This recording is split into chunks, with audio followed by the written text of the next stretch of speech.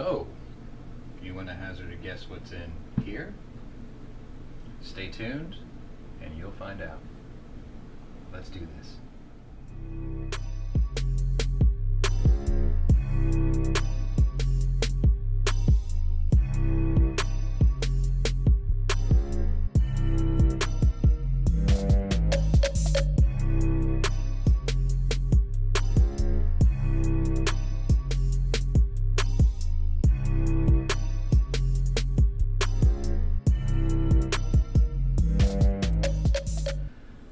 Okay, so obviously the thumbnail is going to be a dead giveaway, but anyway, I just like to do those little intros for fun anyway. So what do we have inside the box? Let's take a look, shall we?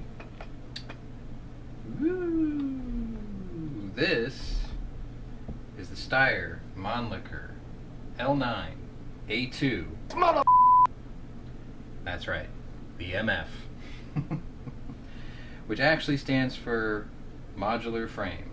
But I like to call it the Steyr mouthful, just like my Walther Q5 steel frame Match Pro. This seems to be the year of way too many letters and numbers at the end. Must have learned it from Lamborghini or something. So anyway, we have here the L9A2, and as you can see, it's a full-size gun. 9mm.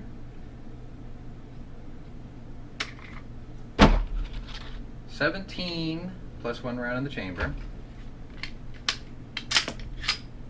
Snap cap.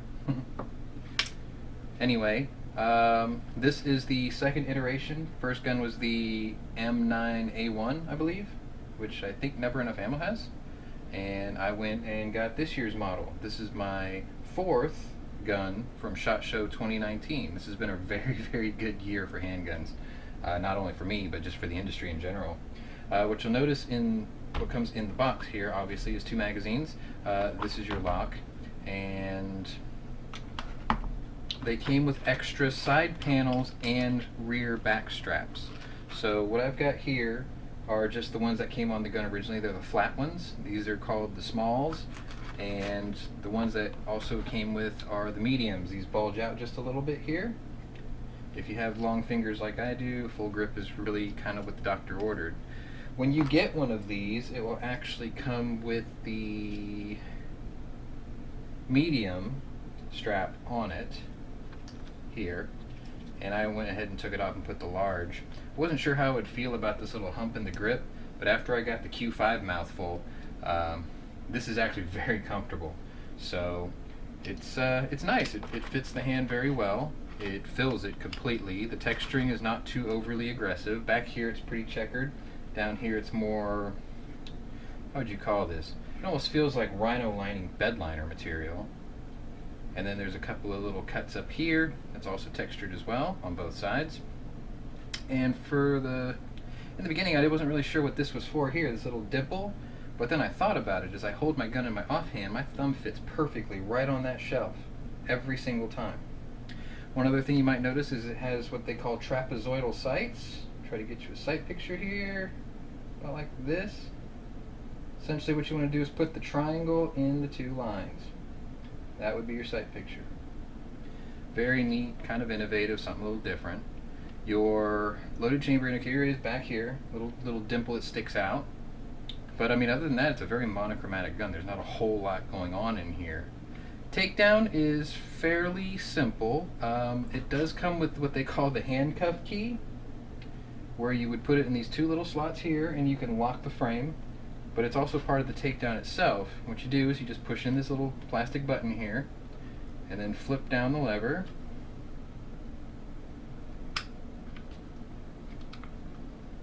and it usually just comes right out. Actually, you know what? I always do this wrong the first time. What you want to do is pull the trigger first, then flip down the lever, and then it pops right out. Nothing to it.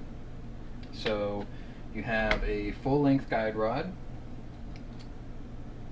It does have plastic ends on it, but it's steel. You know, it's a steel spring, obviously. And then your barrel comes out like so, and that's your basic field strip. Not a whole lot to it. Installation is obviously reverser removal, like so. And then that's it. Good to go. Function check. All good. It does have a dingus in the trigger. It's very, very easy to manipulate. That's the only safety on the entire gun. Also has an accessory rail down here, which I usually keep my weapon light on. This has been upgraded to my nightstand gun. Give you another good look at it here. Maybe up close. This way. This way. This is the dimples for the lock.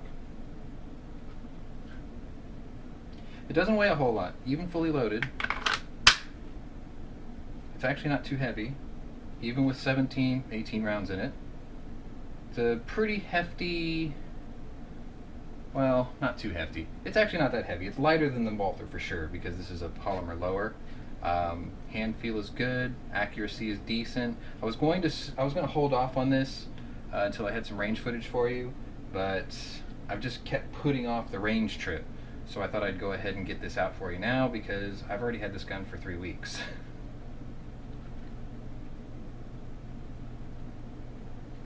There you go. Mag release is nice and big, positive, very easy to unlock, as is the frame lock. Nice and simple. Trigger breaks at about 4 pounds at least. Not even that maybe. It's very crisp. Resets nice and short, right there. That's about it, really. MSRP on this gun, I believe, is close to 600-ish, which is roughly what I paid for it. This was gun number 9 in the last 75 days for me. It's been a crazy year. But anyway, I just thought I'd go ahead and do a quick and dirty for you, show off the Steyr L9A2. I know that joke's probably getting old, but there will be other frames available for it later in the future, but this is the way I wanted it, so I'll probably just leave it like this. Decent carry option, not too expensive, really good capacity. You get 2 mags. Magazines for this are not overly expensive. I think I saw them once for $26, so that's an option too. And that's really about it, really.